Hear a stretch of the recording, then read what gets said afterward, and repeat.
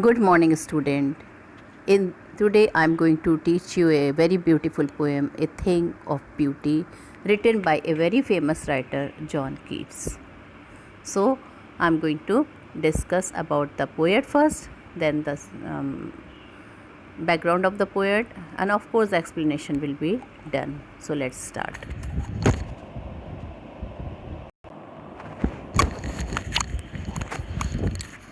First, let me tell you something about the author. Now, John Keats. John Keats, he was a British romantic poet. He was born in 1795 and he died in 1821. He was trained to be surgeon, but Keats decided to devote himself wholly to poetry. Keats has the power to sway and delight the readers. So he was such a, through his poetry, Keats was able to sway and delight the reader. A Thing of Beauty is an excerpt from his poem Endymion. So this is a part of his poem Endymion, a poetic romance. The poem is based on a Greek legend in which Endymion, a beautiful young shepherd and poet who lived on Mount Latmos, had a vision of Cynthia. Now let me tell you who Cynthia is. So Cynthia is a moon, she is the moon goddess. The shepherd youth resolved to seek her out and so wandered away through the forest and down under the sea. Now Tillen, he wanted to have her, so he was searching everywhere in the forest, under the sea, upon the earth. He was going here and there because he wanted to have that, the moon goddess Cynthia. Keats was a worshipper of beauty. For him, beauty was truth and truth beauty. A thing of beauty is a constant source of pleasure. He is also a master craftsman. You will find a consistency in rhyme scheme and length. So, beautiful rhyme scheme you can see when I will read the poem. There is balance in each sentences of the poem. No wonder then that sentences like "a thing of beauty is a joy forever" are quoted quite often. So children, now I am going to tell you the background of the poem.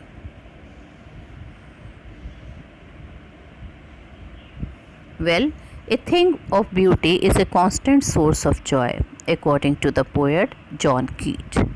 Its beauty keeps on increasing. It never fades. It will never pass into nothingness. It provides us a pleasant shelter, a quiet bow for us. It gives us peace and a sleep full of sweet dreams. We are bound to the beauties of the earth.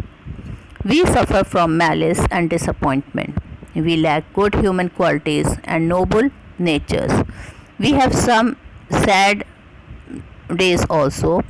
All these things make our life gloomy. We also develop unhealthy and evil ways that cause us suffering and pain. In spite of all this suffering, some beautiful things remove the cover of sad feeling from our hearts. All beautiful things of nature are a boon for humanity. The sun, the moon, and old and young trees are source of happiness. They provide a shady shelter which is a boon for simple sheep. Daffodils flowers are blooming among the green surrounding.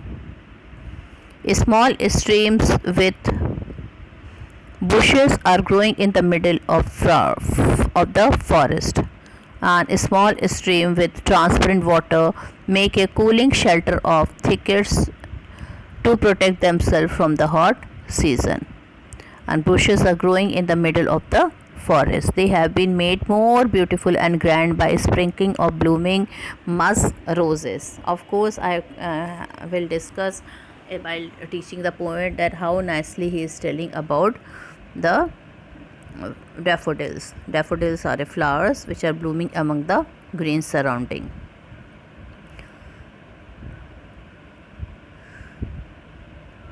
A small then they have been made more beautiful and great by sprinkling of blooming musk roses.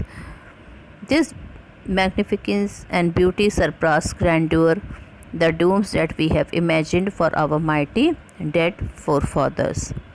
These beauty of nature are the lovelier than all lovely tales that we have heard or read. Nature is an endless fountain. It pours into our hearts an immortal drink from the heavens brink. Now children, I will read the poem and see how beautiful this poem is. So let me read the poem.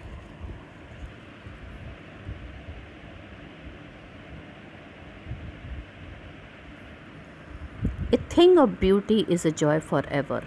Its loveliness increases, it will never pass into nothingness, but will keep a bower quiet for us and a sleep, full of sweet dreams and health and quiet breathing. Therefore, on every morrow, are we breathing a flowery band to bind us to the earth. Spite of despondence of the inhuman dearth of noble natures of the gloomy days, of all the unhealthy and over darkened ways made for our searching. Yes, in spite of all, some shape of beauty moves away the pall. From our dark spirit, such the sun, the moon, trees old and young, sprouting a shady boon. For simple sheep and such are daffodils, with a green world they live in, unclear rills that for themselves a cooling covert make. That for themselves a cooling covert make, gainst the hot season the mid forest break. Rich with a sprinkling of fair musk rose blooms, we have imagined for the mighty dead all lovely tales that we have heard or read, an endless fountain of immortal drink, pouring into us from the heavens bring. Okay, so now I've read the poem, I've told you the background, I've told you about the poet also, and now finally I'm going to discuss the first stanza of the poem. So first I will be telling you the new words. You have to note it. You have to note down the new words which is there in the first stanza of the poem. So let's start. Our first new word is here, forever. So forever means always. Then loveliness. Loveliness means beauty. Pass into. Pass into is turn into. Nothingness. Nothingness means a thing of no value. Nothingness. Zero. A thing of no value. Zero value. Bower. A grove. A pleasant place in the shade under a tree. And quiet, of course, everybody know. Quiet means silent. Well, here in this paragraph, the poet is telling, he is giving the main message of the poem here. See, the poem is starting, the first stanza is starting with the main message of the poem. That is, a thing of beauty is a joy forever. That means whatever beautiful thing which we see, it always gives us joy.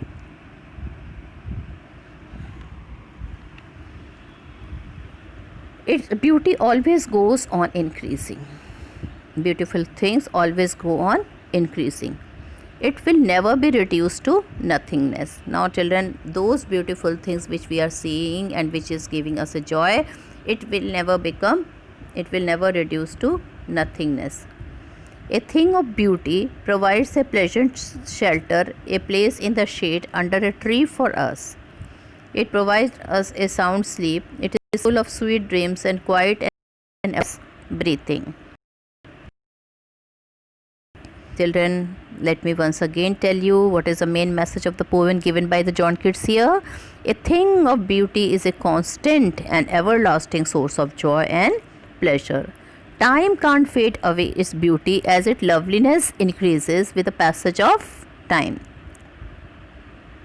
Now, children, the question is that the poet is telling, why does not a beautiful thing pass into nothingness? So, let me tell you that a thing of beauty never passes into nothingness, as its beauty is constant and eternal. As a pleasant place in the shade under trees provide peace and pleasure, a thing of beauty also does the same. It is like a quiet bower.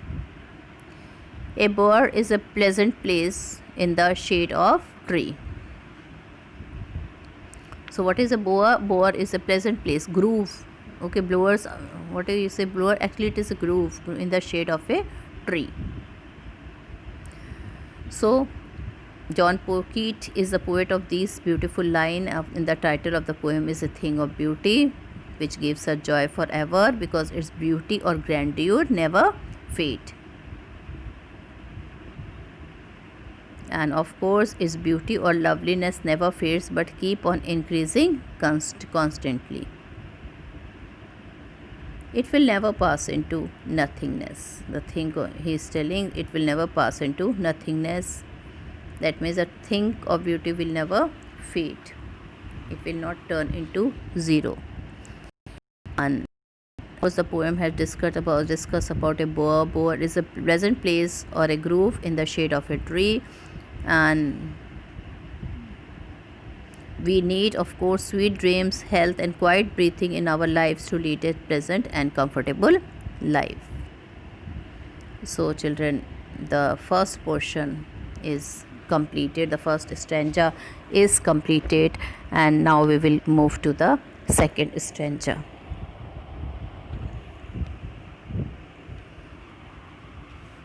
Now,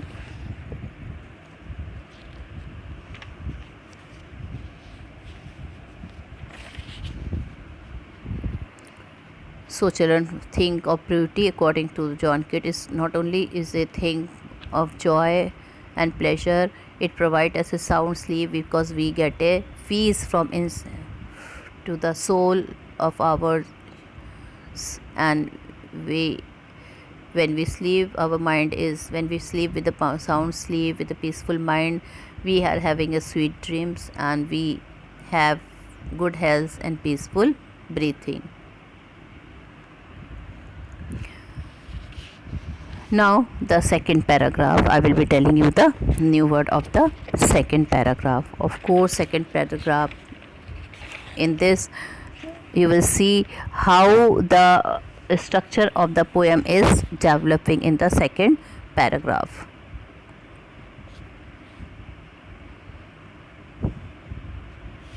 Therefore, on every morrow are we wreathing a flowery band to bind us to the earth, spite of despondence of the human dearth, of noble nature of the gloomy days, of all the unhealthy and over-darkened ways made for our searching. Yes, in spite of all, some shape of beauty moves away the pall from our dark spirit.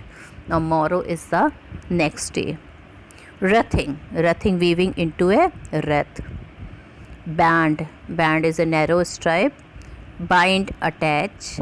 Spite is malice. Despondence is disappointment. Inhuman means against human values. Dearth means lack. Noble means great. He's a noble person. He's a great person. Natures, of course, qualities. Gloomy means sad. Unhealthy means not healthy. Darkened means evil. Searching means looking for. In spite of all. In spite of all. Okay, that means in spite of all this, we are going to the picnic. Darkened, evil. Searching, looking for. Pall is covering, dark, it's sad, and spirit is inner soul. So, children, let's do the paraphrasing of this thing. Therefore, every next day we are weaving a flowery wreath to bind us to the earth. So what poet is telling, every next day, every tomorrow, we are weaving flowery wreath to bind us to the earth. There is disappointment and dejection all around. Very few people have a noble heart.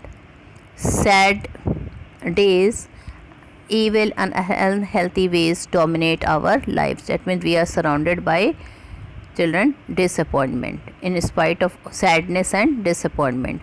In spite of all these things, some beautiful things remove the cover of sad feeling from our heart. But in spite of all this sadness, disappointment, even an unhealthy atmosphere, okay, something, we are always surrounded by this, but something is there. When we see this beautiful thing, these beautiful things remove the cover of sad feeling from our heart. The beautiful natural objects takes away the gloom from our sad heart. That means when we see the beauty of nature or something very beautiful, it takes away the gloom from our heart.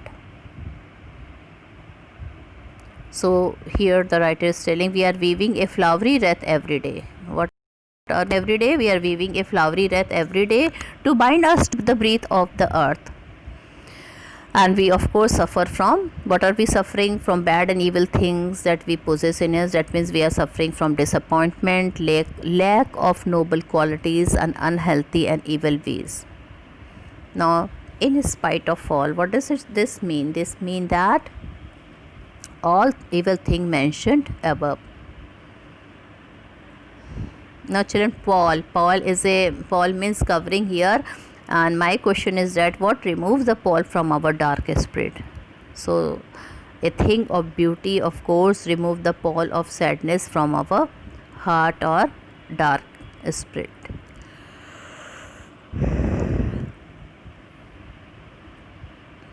So here now children, therefore on every morning we are rattling, okay. So here, what are the flowery bands that bind us to the earth? The beauties of the earth fascinate man.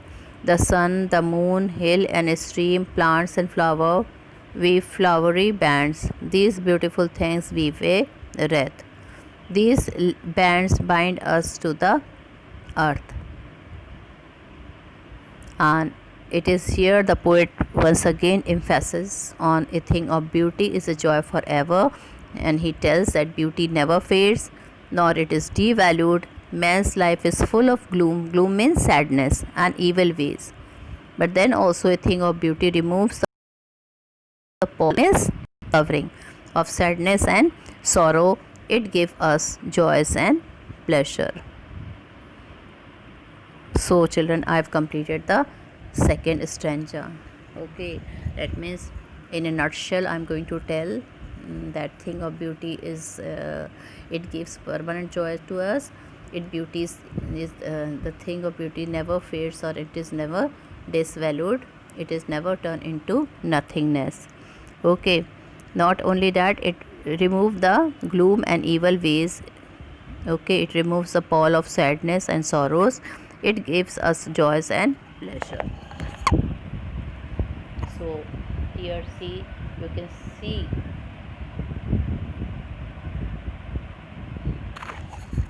Keats has told you about the he is giving this emphasis on the thing of beauty, that how it is removing our sadness, how it is not making us devalued, it is giving us a permanent pleasure.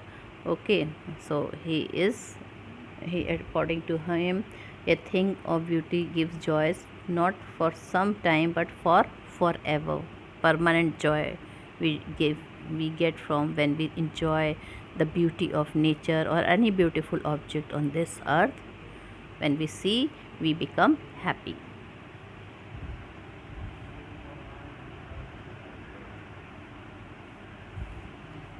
Now I am going to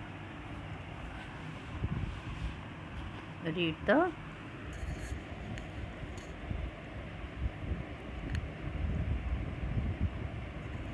third paragraph. Now children, I already told you the lovely things goes on increasing every moment. When we see beautiful thing, its values remain undiminished. It never passes into nothingness. It removes the pause of sadness that cover our dark spirit. Here the key word is Paul. Paul means covering and a thing of beauty.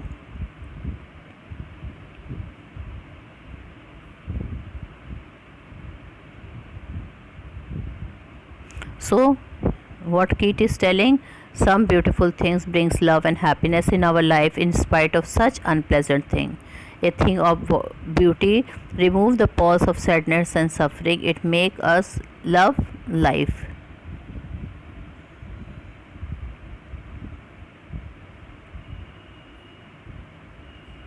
Now, what are the sources? Can you tell us that bring suffering and pain? Like when we see the thing which is not beautiful, okay, then malice and disappointment are the biggest source of our suffering.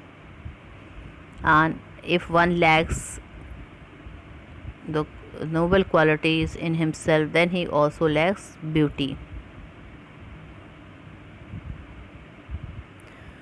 So, our unhealthy and evil ways also give birth to so many troubles and suffering. They dampens our spirit. They act as a pall of sadness on our life. Now, children, here think of beauty means the natural beauties of the earth, like the sun, the moon, old and young trees, daffodils, flowers, small stream with clear water, mass of ferns and blooming musk roses. All of them are beautiful. They are the constant source of joy and pleasure to us, according to the poet.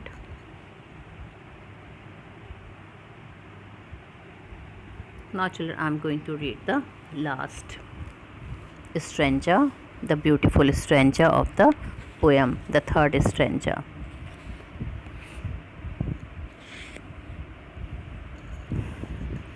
Such the sun, the moon, trees old and young, sprouting a shady boon.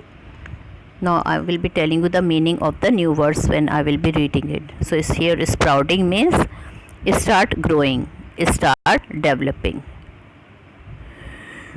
Boon is blessing. Okay. So boon is blessing.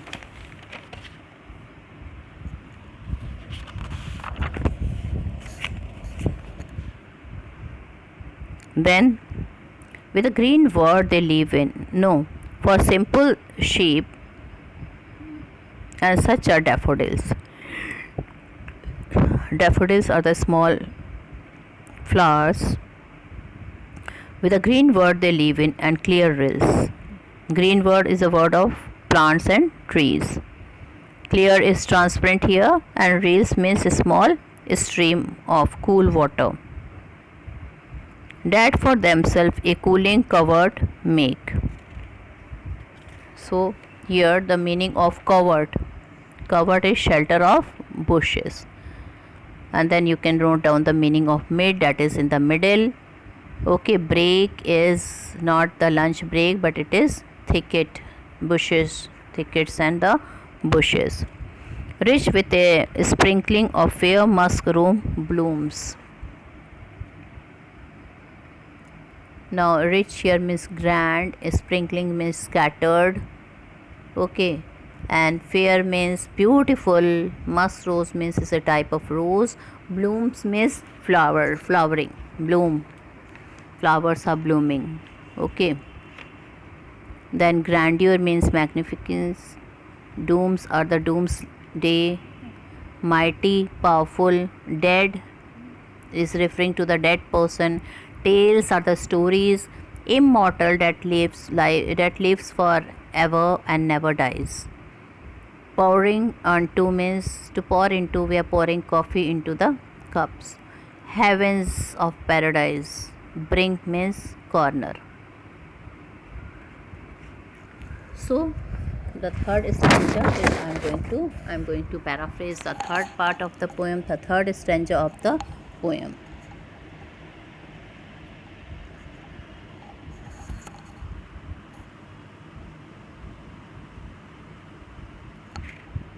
Actually, the third paragraph start from the last line here.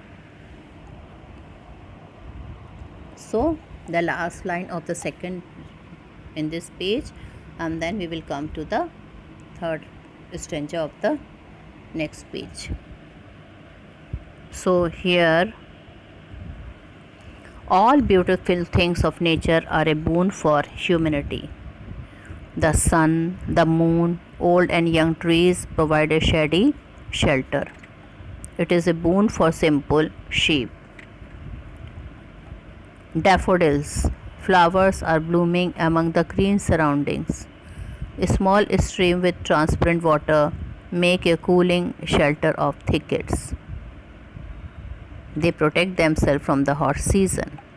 Brakes are growing in the middle of the forest. They have been made more beautiful and grand by a sprinkling of blooming musk roses. This magnificent and beauty surpasses grandeur of the dome that we have imagined for our mighty dead forefathers. This beauty excels any other, as we have heard or read in our lovely tales. The beauty of nature sprouts from a heavenly fountain. It pours into our hearts heavenly bliss of nature, which is like immortal nectar. So, see the beautiful lines of the poem. Okay, what sprout a shady boom from sheep and for sheep, and how? So, children, here the beautiful nature, like trees, old and young, is proud to make a green covering. It becomes a shelter for simple sheep and prove a blessing for them. They come and take shelter under trees, and it becomes a blessing for them. And then the poet is telling about the beautiful yellow color flowers blooming among the green surrounding. Green surrounding means they are blooming in a grass and the weeds. They are small flower. And of course the poet is telling about the small stream. Reels are the small stream with clear water, making a cooling shelter for themselves against the hot season. Then the mid forest break rich. It means that the mid forest break is made rich by the blooming of beautiful musk rose. Okay, musk rose and daffodils. Now, children, one word is used here, the grandeur of the domes. So, what is this? Grandeur of the dome. Let me explain you. When we imagine for our mighty dead forefathers on the doomsday. Okay, when we imagine for our mighty doomsday is believed that it is the last day of the people's life or their soul, when the God gave decision that what to punishment and which punishment should be given to them. So it is known by the doomsday day. Okay, it is the last day of the person in which God decide that which punishment should be given to a person. The final decision of God is given, and hence the man suffers according to the punishment given by God. So here the grandeur of the dooms is the doomsday that we imagine for our mighty dead forefather on the doomsday. Now the poet is emphasis that all the lovely tales we have heard or read, that but more lovely is the beauty of nature, the beauty of daffodils, the beauty of the small stream or rails and musk roses is more enchanting than all lovely story that we have heard of. Now children, one difficult expression is here, and that expression is what I feel, what is the source of the endless fountain and immortal drink. So this is a bit difficult and I have to explain you here. So the endless fountain of immortal drink, an endless fountain of nectar that makes us immortal, pours into us the heavenly bliss of nature. And what is the effect of that immortal drink on us? That immortal drink that nature's and is to us is that nature endless fountain pour into our hearts is a source of immense joy for us. So children, I have completed the poem here. Okay, and the children, there are many difficult phrases which I think I've explained you, like mighty dead here means the powerful and great forefather. Grandeur is generally associated with the mighty dead because thinking nostalgically about the great and great dead forefather is a natural trait in human. And here the poet is telling the bounty of nature gave us endless energy and heavenly pleasures in life. Nature and its heavenly beauty is the source of the endless fountain. It invigorates and rejuvenates the drooping spirit of man. So this beautiful poem, this beautiful line is taken again from this beautiful poem, A Thing of Beauty, written by John Keats. You can see the beautiful rhyme scheme in all the three stanza. You see like in the third stanza, you can see the last stanza which is there in front of you. Rails, children here, make, break, blooms, doom, dead, red, drink, bring. So these are the, see how nicely the rhyming scheme are used here. Okay, and then in the last stanza you can also see the beautiful poetic devices, okay, which is used here in this line. A thing of beauty is called an endless fountain of immortal drink. So it is a metaphor which is used in this poem.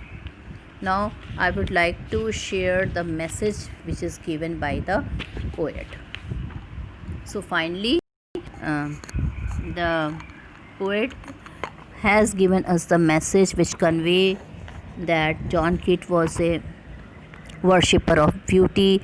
So the message is conveying that since he was a message worshipper of beauty, a thing of beauty is a joy forever. Beauty never fades, nor it is devalued. It never passes into nothingness. A thing of beauty removes the pall of sadness and sorrows and gives us joy and pleasure. Okay, and with this I end my poem here. Thank you and have a nice day ahead.